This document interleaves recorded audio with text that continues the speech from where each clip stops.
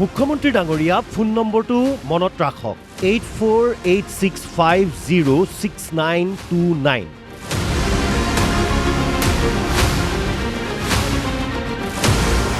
ৰণোজ পেগু ডাঙৰীয়া আপুনিও মনত ৰাখিব ফোন নম্বৰটো কাৰণ নম্বৰটোৰ গৰাকীয়ে নাক কাণ কাটিছে আপোনালোকৰ নম্বৰটোৰ গৰাকীৰ নাম ৱকিল খান ঘৰ দুলিয়াজানৰ নাওখলিয়াত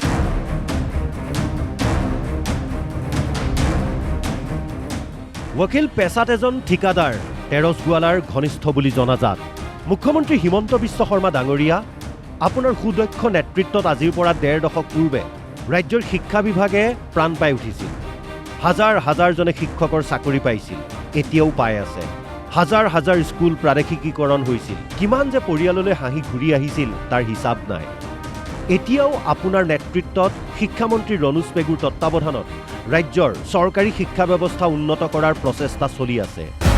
কিন্তু তাতেই বিধি পথালি দিছে ওপৰত উল্লেখ কৰা ফোন নম্বৰটোৰ গৰাকীৰ দৰে একাংশই কাৰণ অসম চৰকাৰ তথা শিক্ষা বিভাগে চৰকাৰী বিদ্যালয়সমূহৰ আন্তঃগাঁথনিৰ বাবে যথেষ্ট ধন প্ৰদান কৰিছে সেই অনুপাতে সেই ধন চৰকাৰী বিদ্যালয় আন্তঃগাঁথনিৰ বাবে খৰচ হৈছেনে নে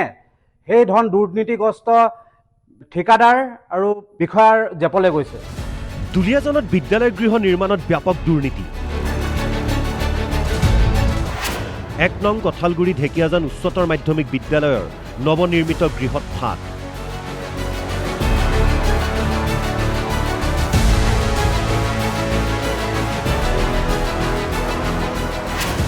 ঠিকাদাৰে অতি নিম্নমানৰ সামগ্ৰী ব্যৱহাৰ কৰাৰ অভিযোগ প্ৰমাণ এয়া বিদ্যালয় গৃহ মুকলি কৰাৰ আগতেই দেৱালত মেলিছে চিৰাল ফাঁক খিৰিকীৰ কাষ বাৰাণ্ডা মজিয়া সকলোতে ফাট মেলিছে ২০২৪ চনতে আবণ্টন হোৱা এই বিদ্যালয় গৃহ চলিত বৰ্ষৰ জানুৱাৰী মাহতেই নিৰ্মাণ সম্পূৰ্ণ কৰি কৰ্তৃপক্ষক হস্তান্তৰ কৰিব লাগিছিল কিন্তু নিৰ্ধাৰিত সময়তকৈ ৮ মাহ উকলি যোৱাৰ পাছতো এতিয়াও কাম শেষ নহ'ল বেৰত বৃহৎ বৃহৎ ফাট মেলাৰ লগতে বৰষুণ দিলে ভিন্ন স্থানত পানী পৰে হাতেৰে চুলেই বখলে এৰে কংক্ৰিট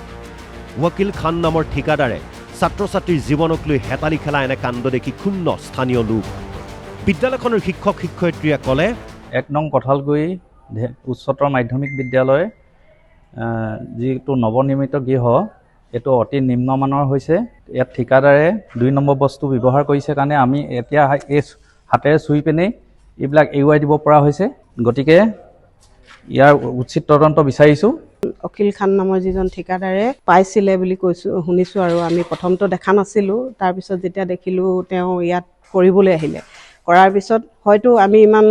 ইয়াত ইনভলভ কৰি থকা নাই যিজন ছাৰহঁতে আছিলে কমিটিত আছিলে তেওঁলোকে সদায় বেয়া বস্তু আনিলে ইটা আনিলে ঘূৰাই পঠিয়াই আমিতো নিৰ্দিষ্ট এটা টাইমলৈকে থাকোঁ সেই টাইমত যোৱাৰ পিছতে সেই ইটাখিনি আনি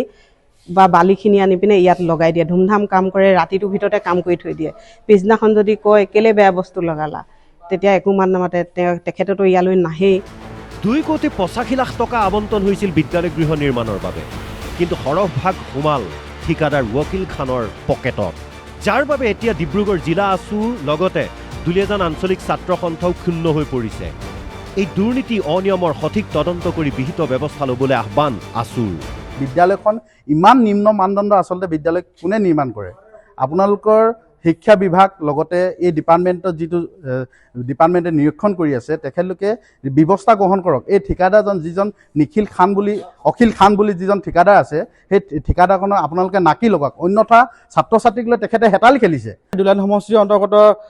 বিধায়ক আছে সাংসদ আছে তেখেতসকলক আমি দাবী জনাইছোঁ যে অতি সোনকালে বিদ্যালয়খনৰ নিৰ্মাণৰ ক্ষেত্ৰত আপোনালোকে ব্যৱস্থা গ্ৰহণ কৰক অন্যথা কিন্তু আমি দুলিয়াজান আঞ্চলিক ছাত্ৰ সন্থাই নিজাববীয়াকৈ ব্যৱস্থা গ্ৰহণ কৰিবৰ কাৰণে বাধ্য হ'ম বিধায়ক হৈ থাকোঁতে তেৰছ গোৱালাই নিজৰ পচন্দৰ ঠিকাদাৰক কাম আবণ্টন দিয়াৰ অজস্ৰ অভিযোগ আছে তাৰে ভিতৰত এই ৱকিল খান নামৰ ঠিকাদাৰজনো অন্যতম কেৱল এইখন বিদ্যালয়েই নহয় দুলিয়াজান সমষ্টিৰ অন্তৰ্গত নাওহলীয়া আৰু উখাপুৰৰ দুখনকৈ হাইস্কুলৰ বিদ্যালয় গৃহ নিৰ্মাণতো চলিছে ব্যাপক দুৰ্নীতি ইতিমধ্যে এই বিদ্যালয়খনৰ একাডেমিক কোঅৰ্ডিনেটৰ প্ৰফুল্ল গগৈয়ে এই সমগ্ৰ ঘটনা সন্দৰ্ভত দুলিয়াজানৰ সমজিলা আয়ুক্তক যোৱা ২১ মে'তেই লিখিতভাৱে জনাইছিল কিন্তু আজিকোপতি কোনো ব্যৱস্থা লোৱা নহ'ল মুখ্যমন্ত্ৰী ডাঙৰীয়া ৱকিল খানৰ ওপৰত ব্যৱস্থা ল'বনে ৱকিল খানৰ দৰে ঠিকাদাৰক কৰা হ'বনে ব্লেক লিষ্টেড নে ছাত্ৰ ছাত্ৰীৰ জীৱনক লৈ হেতালি খেলি থাকিব ৱকিলহঁতে দুলীয়াজানৰ পৰা ৰুবুল গগৈৰ সহযোগত গুৱাহাটীৰ পৰা ৰাজীৱ গগৈৰ ৰিপৰ্ট অসম লাইভ 24